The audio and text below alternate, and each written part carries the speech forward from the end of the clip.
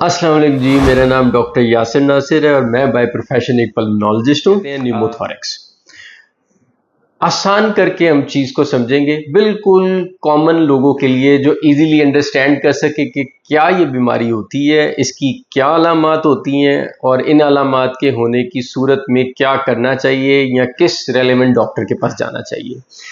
Pneumothorax थोड़ा सा difficult medical language word है, इसको थोड़ा तोड़ के देखते हैं।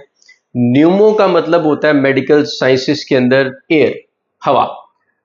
थॉरैक्स का मतलब होता है चेस्ट कैविटी। अब चेस्ट कैविटी क्या होती है?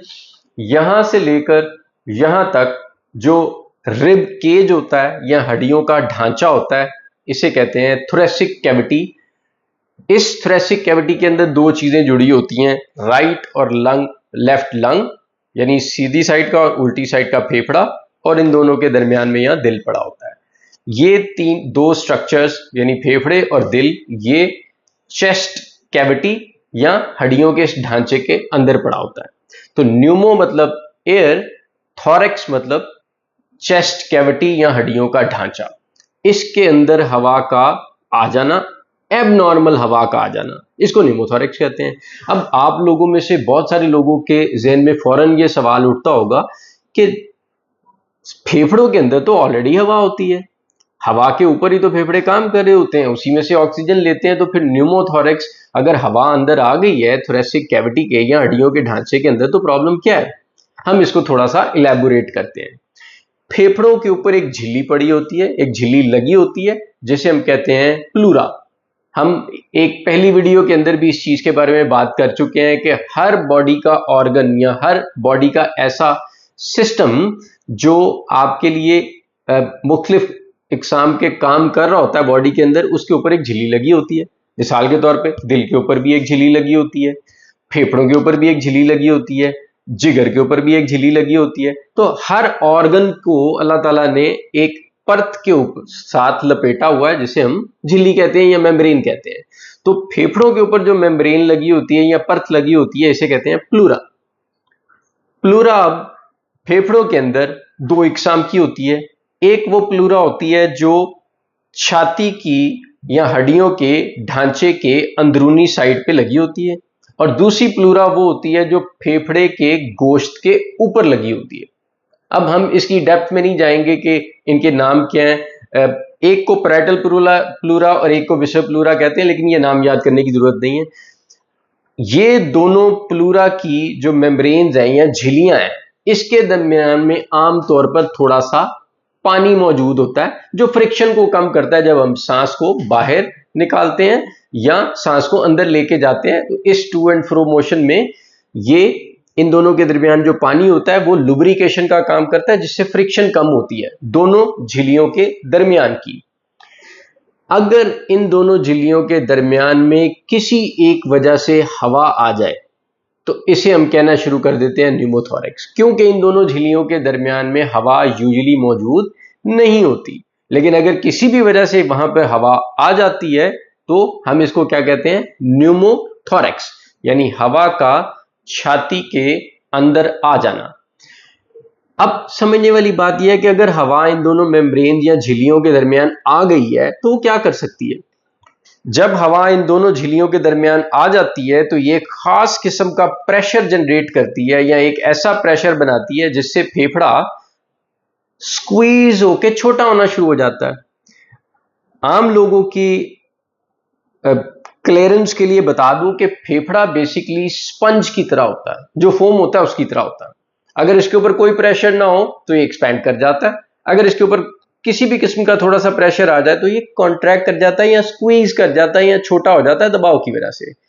नॉर्मल हालात के अंदर जब हम सांस अंदर या बाहर निकाल रहे होते हैं तो फेफड़ा बड़ा होता है, छोटा होता है। अगर इसी कंडीशन के अंदर न्यूमोथोरैक्स किसी को हो जाता है, यानी झिल्ली के दरमियान में हवा आ जाती है, तो वो हवा इस फेफड़े को प्रेशराइज करके स्क्वीज कर देती है या बंद कर देती है, जिससे एक साइड का फेफड़ा तो पूरा सांस ले रहा होता है अंदर बाहर, और दूसरी साइड का फेफड़ा चूंकि स्क्वीज हो गया या बंद हो गया तो वो बहुत अच्छे से खुल बंद नहीं हो रहा होता, जिससे क्या होता है? पेशेंट को ऑक्सीजन की फराहमी में प्रॉब्लम होती है, चेस्ट पेन हो सकती है, यानी उसी साइड के फेफड़े के ऊपर छाती में दर्द हो सकता है। और आम अल्फाज में अगर कुछ पेशेंट कंप्लेंट करते हैं आके, वो ये कहते हैं कि मेरा ऐसे लगता है कि इस साइड पे कोई बोझ है और मेरा दम घुट रहा है। ये आम लोगों की, आम पेशेंट्स के अल्फाज का चुनाव कर रहा हूं मैं कि डॉक्टर साहब मेरा यहां से दम घुट रहा है, या मुझे ऐसे लग रहा है कि इस जगह पे कोई खास प्रेशर है जो ऊपर डाल रहा है। बेसिकली ये उसी हवा का प्रेशर है जो उन दोनों झिल्लियों के दरमियान आ गई है और वो फेफड़े को पूरा खुलने नहीं दे रही। चूंकि बाहर उसने प्रेशर डाला हुआ, इसलिए फेफड़ा जब खुलने की कोशिश करता है तो वो नहीं खुल पाता। तो अब हम बात करते हैं साइन एंड सिम्टम्स की। स्टेप वाइज हम चलते हैं। पहले हमने देखा कि न्यूमोथोरैक्स का मतलब क्या है, फिर हमने ये देखा कि न्यूमोथोरैक्स जो है वो किस तरह प्रॉब्लम क्रिएट करती है। अब हम तीसरे नंबर पे इसको देखने लगे हैं कि न्यूमोथोरैक्स की साइन एंड सिम्टम क्या होती हैं, जो हमने अभी सीधा सीधा डिस्कस भी किए हैं।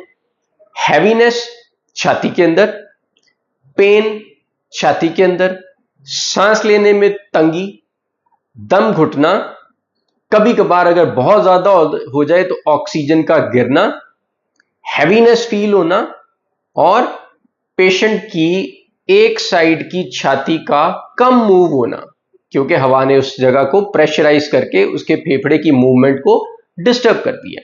ये सीधा सीधा साइन एंड सिम्टम है जिसके साथ पेशेंट प्रेजेंट कर सकता है।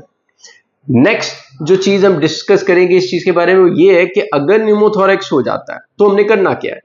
आम लफ्जों में इसको डिटेल में अभी नहीं जाएंगे, आम लफ्जों में इसको सिंपली इलैबोरेट कर देता हूं कि इस हवा को हमने इन एनी केस निकालना ही निकालना है। अगर हम इस हवा को नहीं निकालते हैं तो पेशेंट के लंग की मूवमेंट, नॉर्मल मूवमेंट वापस नहीं आएगी, और अगर नॉर्मल मूवमेंट वापस नहीं आएगी तो उसकी क्वालिटी ऑफ लाइफ डिस्टर्ब होगी। कैसे निकालना है, कितनी हवा को निकालना है, कौन सा तरीका इस हवा को निकालने के लिए इस्तेमाल करना है, इसकी गहराई में अभी हम नहीं जाएंगे। इसके लिए फिर से एक अलग से मैं थोड़ी सी इलैबोरेशन किसी वीडियो में दूंगा, क्योंकि ये थोड़ा लेंथी हो जाएगा कि हमने इसको कैसे परस्यू करना है। हाँ, इन साइन एंड सिम्टम्स के साथ अगर पेशेंट प्रेजेंट करता है तो हमें अपने रेलेवेंट डॉक्टर को मिलने की जरूरत है। कुछ मशहूर वजूहात, क्योंकि आपके ज़हन में ये क्वेश्चन होगा कि न्यूमोथोरैक्स अचानक बैठे हुए सही सलामत बंदे को क्यों हो गई है, तो कुछ मशहूर वजूहात मैं इसकी बता देता हूं। अगर तो पेशेंट या मरीज बिल्कुल यंग है, दुबला पतला और लंबा है, तो उसके फेफड़ों के बिल्कुल अंदर वाली परत के नीचे छोटी छोटी हवा की थैलियां होती हैं, जो कभी कभार फटने से खुद ही न्यूमोथोरैक्स हो जाता है। अगर किसी मरीज को जो कि दुबला पतला और लंबा या यंग नहीं है, उसके फेफड़ों में अगर किसी किस्म की कोई भी बीमारी पाई जा रही है जो फेफड़ों के गोश्त से रिलेटेड है, तो उस बीमारी की वजह से भी न्यूमोथोरैक्स हो सकती है। और तीसरी मशहूर वजह जो है वो आइट्रोजेनिक न्यूमोथोरैक्स होती है, जिसको आम लफ्जों में अगर मैं समझाऊं तो किसी भी प्रॉब्लम या मेजर एक्सीडेंट की वजह से, मिसाल के तौर पे किसी की चेस्ट में अगर कोई बुलेट लग गया, किसी की मोटर बाइक से उसका कोई एक्सीडेंट हो गया, या किसी के छाती के अंदर कोई नोकीली चीज या खंजर या इस तरह की कोई भी चीज लग गई है, इस केस में भी ये झिल्ली फट सकती है और हवा में मौजूद हवा जो सांस के रास्ते अंदर जा रही है वो यहाँ पे इकट्ठी होके फेफड़े को स्क्वीज करके बंद कर सकती है, प्रेशर डाल सकती है। जो हमने साइन एंड सिम्टम्स डिस्कस की, अगर इनमें से कोई भी साइन एंड सिम्टम या कोई भी अलामत मौजूद है या कोई भी ऐसी वजह मौजूद है जो भी हमने डिस्कस की, तो हम अपने रेलेवेंट फिजिशियन को या पल्मोनोलॉजिस्ट को मिल सकते हैं। शुक्रिया।